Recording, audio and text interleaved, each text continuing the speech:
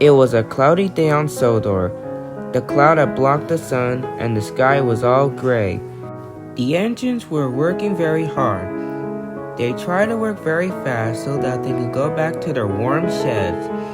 The Fat Controller had some words for the engine, saying he has to close the jobs because there's gonna be a storm coming soon. One afternoon, Henry was at Nafford Station, picking up passengers to Crovan's Gate Station.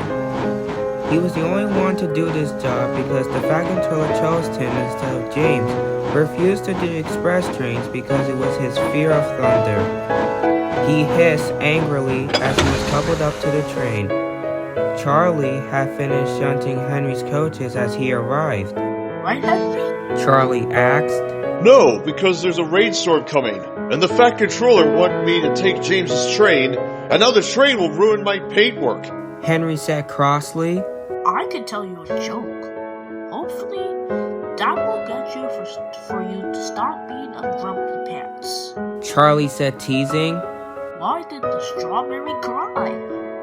I don't know why. He asked.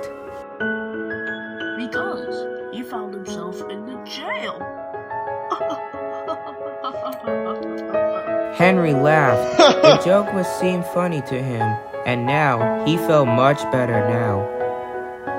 Soon the guard whistle had blown, and Henry puffed out of the station, laughing the joke where Charlie had made it up. Henry soon puffing down the line, the rails humming, and the coaches clattering behind him. He had passed several stations he'd stopped at the last time he did this run, where Thomas and Toby did the branch line. The line leads to Elsbridge, where they usually drop the passengers by Thomas and Toby. As he continued this run, he raced the tunnel and came out. He made it at Maron Station since he passed at Crosby and Wellsworth Station. As the passenger got on board the coaches and not realized that the guard's whistle had not been called out. Henry told that to his driver. They went to check to see what was the problem. However, when they came back, his driver and fireman with weird news. Oi, where did half of the express coaches go? And even the big coach is missing? What do you mean? My train is all the way there. Henry froze. The half of the coaches were gone. But that's impossible. I'm sure half of the coaches was just on my train. Well, it looks like you have a half of your passenger coaches left behind. We'll have to talk with the station master. His crew agreed. As they did so, the workers began searching around for the half of the coaches while Edward brings the coaches back to the station, and Henry himself felt very uneasy as he rolled away back to the sheds. At the shed, James, Bear, Donald, and Douglas were resting at the sheds because they finished their jobs. Bear had delivered the goods for the workers at the random docks. Donald had delivered the coals for Peterson to take to the transfer yard. Douglas started the early passenger runs, and James delivered a scrap train for Ari and Bert to shunt the scrap truck. The whistle brought their attention up. They looked up to see Henry hiss through the sheds. Oh, hey Henry. How's your last job going? Bear asked. Henry, are you alright? Henry said nothing as he backed down into his berth. He was so usually quiet and felt pale. Well, maybe this was all. Have you seen our ghost, Henry? Said James, teasing. What? No, I didn't see a ghost, James. I left half of my coaches on the main line. Henry shouted. The other engines were disturbed what Henry had said. Then Donald and Douglas broke the silence. Henry, you said you left half of the coaches behind. Donald questioned. Yes, I did. He responded. How many coaches onto your train? Douglas asked. There were 5 of them, but some of them are missing in the middle of nowhere.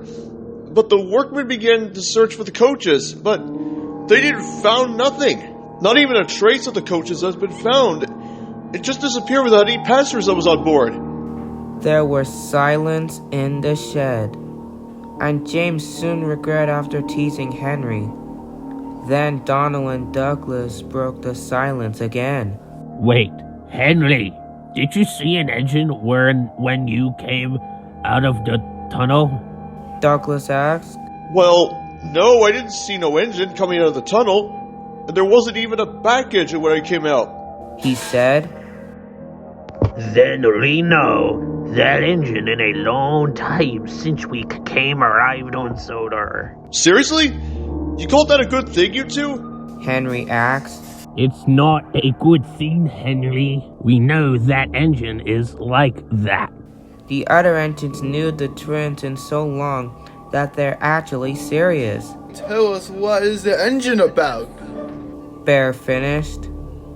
And so they began.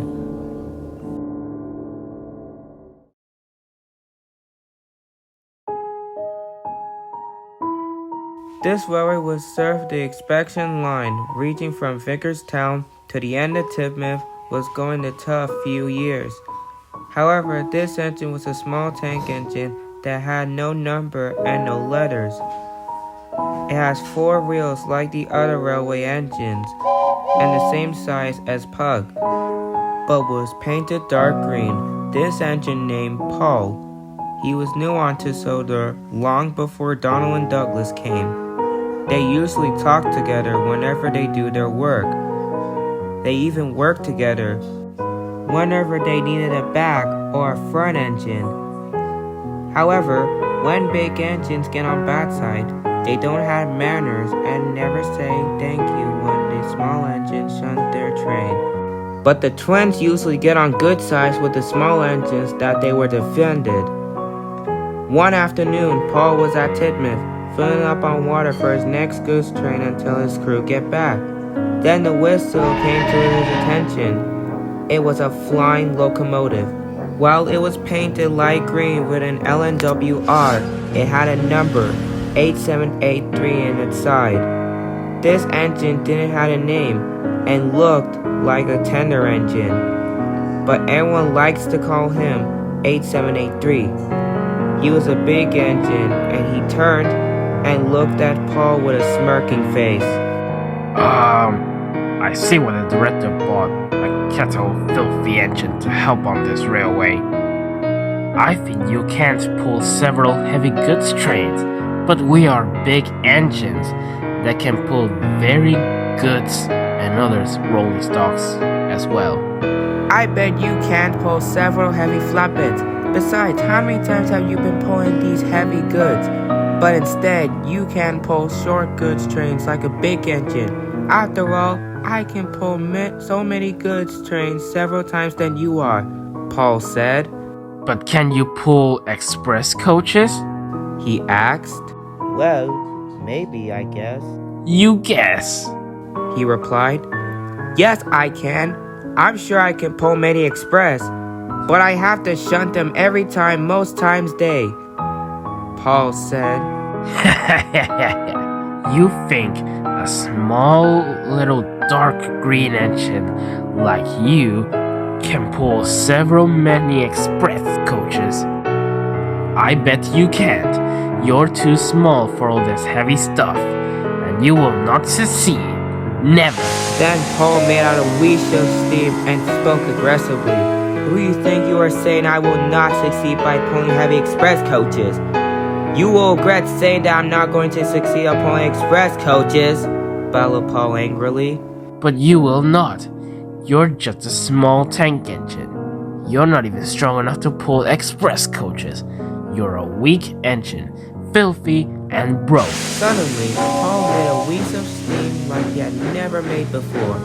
He puffed away to do his next job, leaving 8783 with a guilty look on his face. He watched as Paul puffed away to do his next job. This made him want to do something with him. But then, he came with a plan. A very deadly plan. When Paul had finished shunting the last cart onto the train, he was disturbed by what 8783 said. As he soon puffed away, he didn't speak for a moment when Douglas arrived to help out with the goods train. Oh, hey. What got your pistons in a frizzle, Paul? He asked. Oh, nothing. 8783 was saying that I can't pull heavy goods. He said that I will not succeed, but for him to say that, I think I can't pull heavy stuff. Don't mention what he said. Besides, he can't pull heavy stuff. He's just a small and filthy the engine who doesn't smell goods. Then he noticed that Paul was laughing. It was a guilty laugh, and that made Douglas laugh. Soon, Douglas and Paul had coupled up to the goods train, and they set off to the next stop. Douglas and Paul soon made it to the station. The run was smooth, and the long freight train was just 10 times heavier than express coaches. As they continued this run, they switched over a few sets of points, and they were on the main line. At Bellswood, 8783 was on passenger job. He noticed and he saw fuel tankers that said fuel tankers. That was extremely dangerous, that the tanker will explode. And that made 8783's idea to get rid of the little green engine. Maybe this will hurt him? He lowered his voice quietly as he uncoupled his coaches and made land. As Douglas and Paul made their way down the line, they did not realize that see what was the end of their line. Then Paul saw something at their track. There were several fuel tankers at the way, and realized it was about to explode or sensed danger, and noticed that they ran over to it. Then Paul heard what was hissing, and he was horrified. He could see that there were several matches boxed on the track, and realized one of the tankers were leaking from the inside, and it was about to explode any second. Oh snap! Brakes, driver! Brake! Paul screamed. His driver applied the brake and engaged in speed. As soon as Douglas was about to say something, he realized what was happening to the line. Before anyone could say anything, there was a bang and a splintering and crash.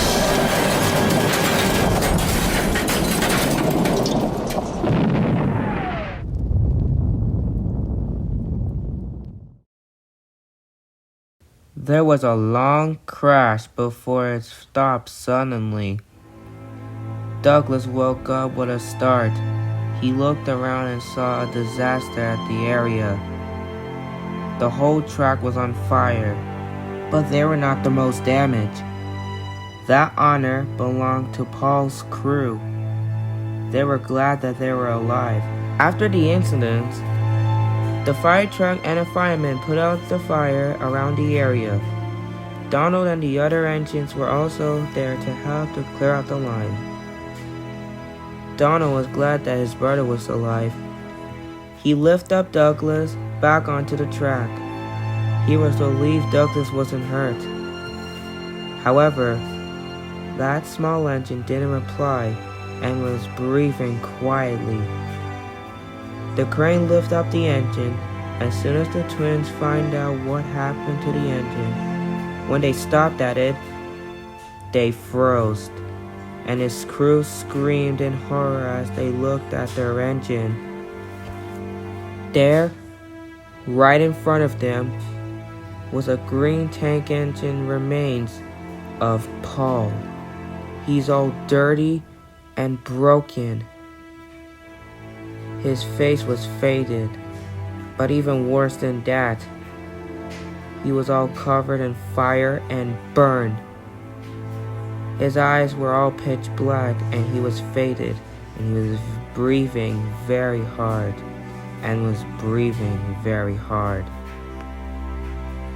His tank had a huge hole inside, but not give away his expression.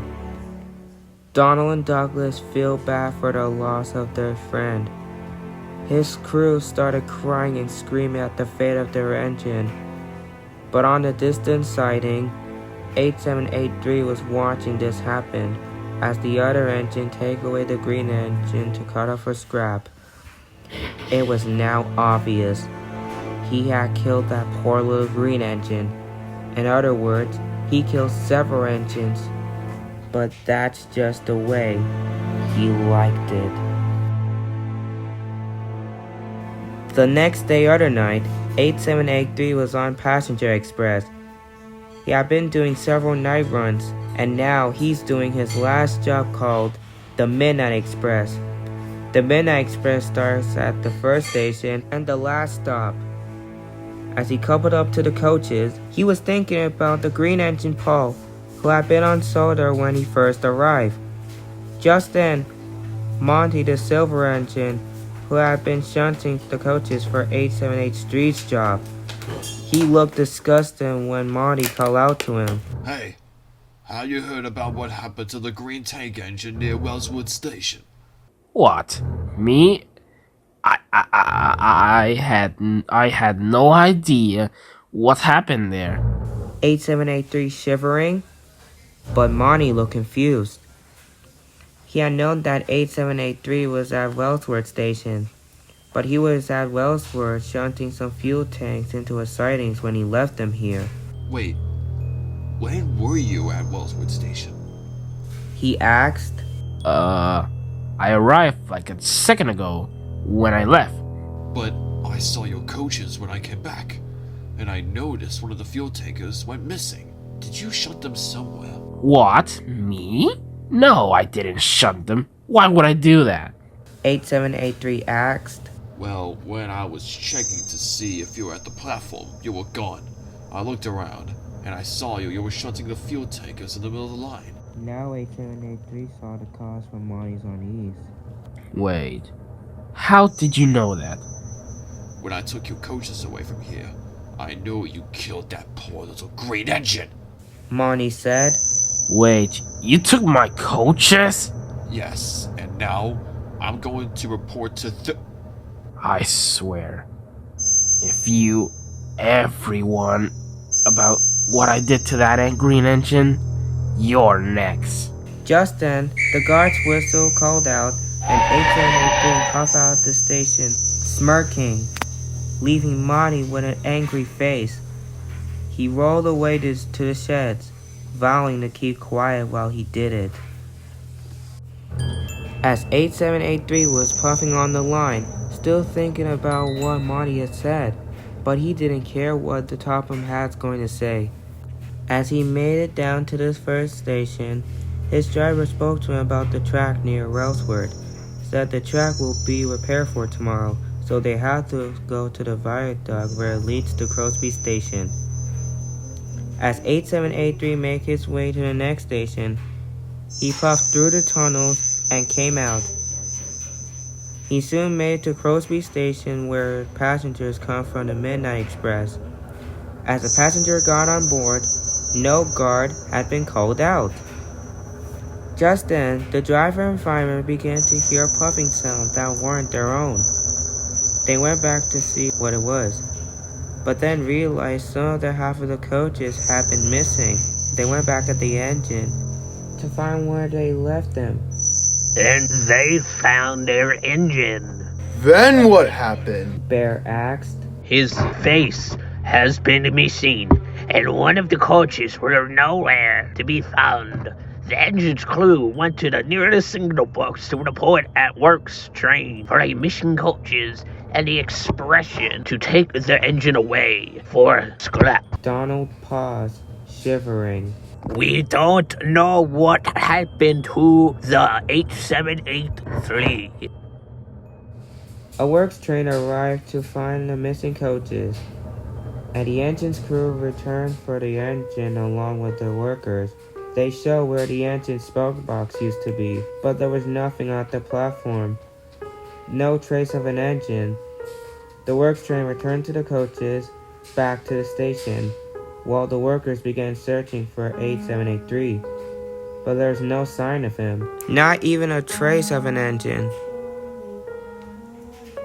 For a long time, no one has ever found out what happened to 8783.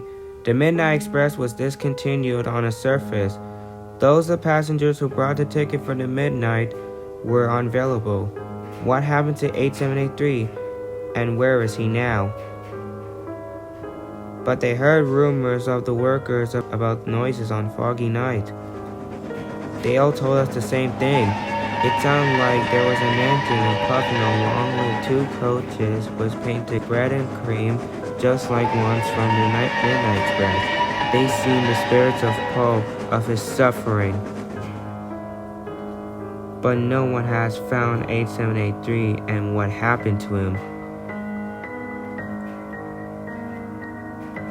Everyone at the sheds was deeply disturbed by Donald and Douglas's story. Everyone, that is, except for Gordon. Pah! What rubbish! Do you believe in those little twin story? I've ever heard such useful story like that. And most of all, coaches don't disappear in tunnels either. Are you calling us a liar? Donald asked. But it's true, Gordon. Some engine could take half of the coaches right in the tunnels. Added up Douglas. Gordon raised an eyebrow. Well, I'm just sure I was just a cheeky little engine and playing tricks on us. Some of the engines always need a back engine for the express. I'm sure express coaches don't disappear inside the tunnel. With that, Gordon backed down to his bird, still not believing Donald and Douglas' story was not too real. The other engines followed suit, but some found it hard to sleep that night in fear that the spirit of Paul was still around. The next night, Gordon was returning home with some empty coaches on his last day of the train of the day. Once again, the fog was even more thicker now, and Gordon's lamp didn't make much of a difference. But Gordon pressed on. As he continued on, he saw a signal box, and the windows were lighter too. I wonder what was the holdup at this time at night? His driver put on the brakes and screeched to a stop at the signal box. He was very confused. That's odd. No engine should pass by this time of night. Well, it looks like the Superman wants to see us. Oh, great. Another signal turned red again. But there is no signal at Henry's tunnel. Gordon grunted. Just then, the signalman walked towards them and stopped. Once they talked, Gordon growled. This was the last thing he wanted to hear. Oh, come on. Are we really going here once you get back? Sorry, Gordon, but we must check the line. Otherwise, you don't want to get into an accident, do you? Ugh, fine. But please hurry. The fog is even getting worse than that. Gordon growled as his crew left to check the line for clear. Now, he was alone, cold, and felt lonely. Suddenly, there was a loud shrieking scream that echoed around the area. Hello? Who's there? He asked, but no reply. The screams continued on and on from the inside of the tunnels. Gordon's lamp began to flicker, and screams began to get louder and louder as another engine shot out from the tunnel. In the fog, Gordon could see the engine's face was all devilish. His eyes narrowed in anger. Ah! Gordon cried as the engine thundered towards Gordon with a massive, angry look on his face as he disappeared right before touching Gordon's buffers. Then, without warning, there was silence. The screams stopped what felt like forever, but not for long. Gordon's crew and the signalman returned for him, as his eyes were tight. Gordon, are you alright? His driver asked. The spirits of Paul, Don and Douglas were right. Gordon wailed, just as his crew and the signalman looked at the back of the train what was happening. As they checked the train, his driver almost dropped a lamp and nearly surprised. They could see that two of the half of the coaches had disappeared. Now, how on earth did this happen? Gord, can you tell us what is the spirits of Paul? His fireman asked as Gordon finally opened his eye. It's nothing. Gordon answered. Well, if you say so then. With that, Gordon puffed away to the shed, vowing to keep quiet while he did. Donald and Douglas were at the sheds. They had finished delivering the goods at Nafford Harbor. The whistle brought their attention up. They looked up to see Gordon hiss through the mist at the turntable and stop at it. Hey there, Gordon. How was your last train for the night? Donald said. Donald asked. Gordon said nothing. Gordon, are you okay? Still no reply from Gordon as he backed down into his bird. He was so usually quiet and went pale. You did see him, did you? Douglas asked. Yes, I did. Well, we did warn you about it, but you didn't want to believe it. So I hope you learn a lesson for now on our friend is God. With that, Gordon had learned a lesson not to judge the twins' friends that lived on Sodor in so long. The engines told the same thing about what happened on Foggy Night. But while they're doing their job, they find out hard to understand that the engine is still around. Well, on the foggy night, the engine disappeared, the spirit of Paul puffing along with two express coaches. In the blink of an eye, the engine was gone into the night. Gone. Without a trace.